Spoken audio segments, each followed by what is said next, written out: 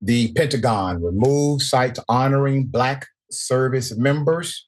Let's put it up. This is the DEI Purge happening. This is amazing, isn't it? The Pentagon removing sites honoring Black service members. I'm going to explain the irony of this in just a moment.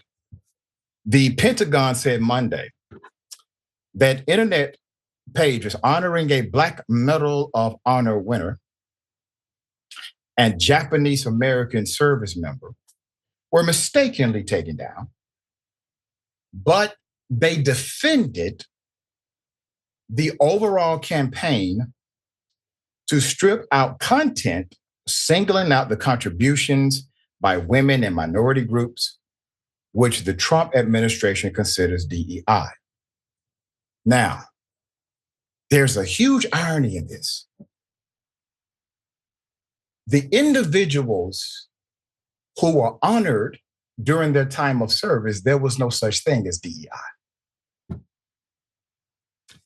And since there was no such thing as DEI or affirmative action or minority mandate protocols, et cetera, that means that these individuals, they were honored by the same group that attempted to harm them.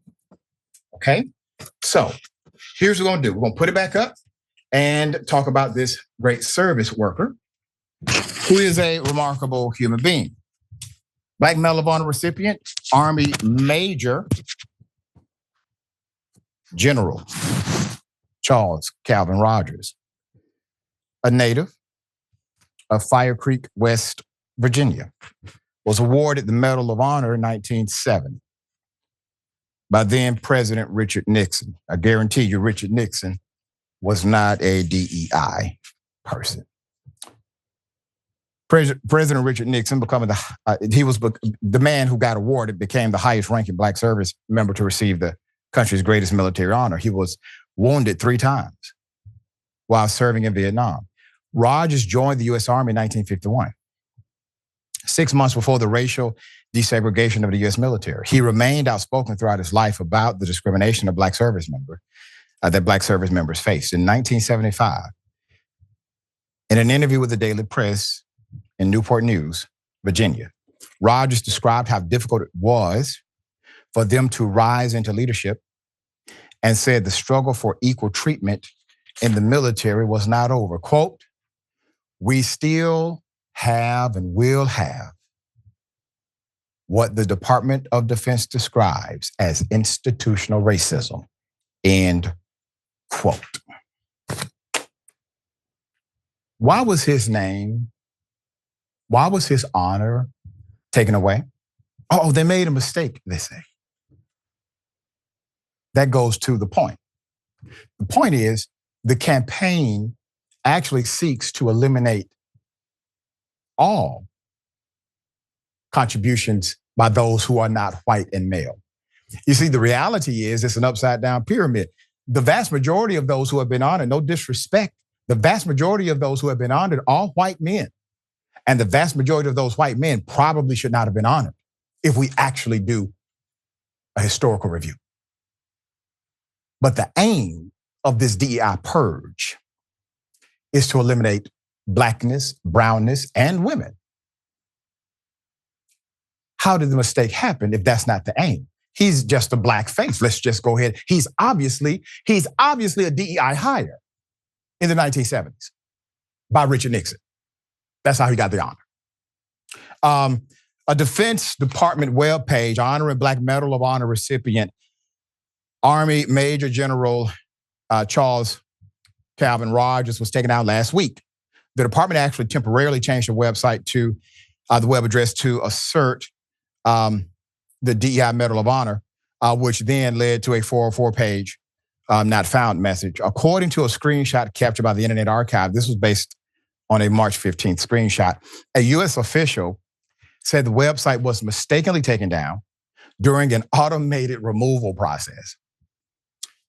Another page that was removed featured the World War II Japanese American 42nd regimental combat team. That's according to the Army. The 4,000 men who made up the unit were mostly American-born children of Japanese immigrants. Their losses were so great, the whole unit had to be replaced nearly 3.5 times. Their losses were great. In total, about 14,000 men served, ultimately earning 9,486 Purple Hearts, 21 Medals of Honor, and an unprecedented 8 presidential unit citations. But their story was removed, quote, in accordance with a presidential executive order and guidance from the Secretary of Defense, end quote. When the service took down a website celebrating Asian, American, and Pacific Islander heritage. A step that the Pentagon spokesman, Sean Parnell, defended at a briefing on Monday, quote, have been very clear on this, that anybody that says in the Department of Defense that diversity is our strength is frankly incorrect. Parnell said, quote, our shared purpose and unity are our strength. And I say this as somebody who led a combat platoon in Afghanistan that was probably the most diverse platoon that you could possibly imagine.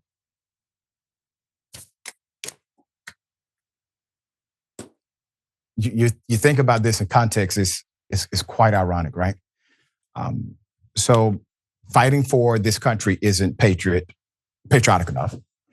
Being killed, not patriotic enough. Injured, unable to walk. Receiving commendations, Medal of Honor, Purple Hearts, prestige from presidents of old. No. Not good enough. But wait a minute. Have you all removed a single white male or a group of white men that received those honors, even though they received it to less of a degree than these men? No. You remove these men because of their race. But they got honored in spite. That's the problem. That's the issue. You don't want to honor people who are the best. You're literally destroying the legacy of those who have shown themselves to be better than the white colleagues they worked with during that same era. Because that is the narrative you attempt to pose. It is a lie. But it isn't resonating that way with veterans or communities who honor those groups, and raises questions as to whether the administration's fixation on getting rid of images that highlight the contributions of women, minorities, and members of the LGBTQ community will ultimately backfire and hurt recruiting. Defense Secretary Mr. Pete Higgs said, a true DEI hire. President Donald Trump have already removed the only female 4-star officer in the Joint Chiefs of Staff. Navy Administrator Admiral Lisa Franchetta. We actually reported on that a couple of weeks ago, and removed his Black Chairman General C.Q. Brown Jr. That was just a start. Richard Brookshire, co-CEO of the Black Veterans Project, a nonprofit advocating for the elimination of racial inequities among uniformed service members, said, quote, the full-throttled attack on Black leadership, dismantling of civil rights protections, imposition of unjust anti-DEI regulations, and unprecedented historical erasure across the Department of Defense is a clear sign of a new Jim Crow being propagated by our commander-in-chief. And that's right. That is correct. So now, what do we do? Well, this is going to end up coming back to a level of at least common sense. The people who are in charge just don't have a lot of it. So they're going to blunder. They're going to push 63% of Americans, based on a recent survey, are embarrassed that Trump is currently the president. I don't know why it was a 63% the first time he was president, but those numbers are real. This action is real. And the groups that put him in office, well, those groups now are starting to see the light, at least to some degree. But you see clearly what this is about.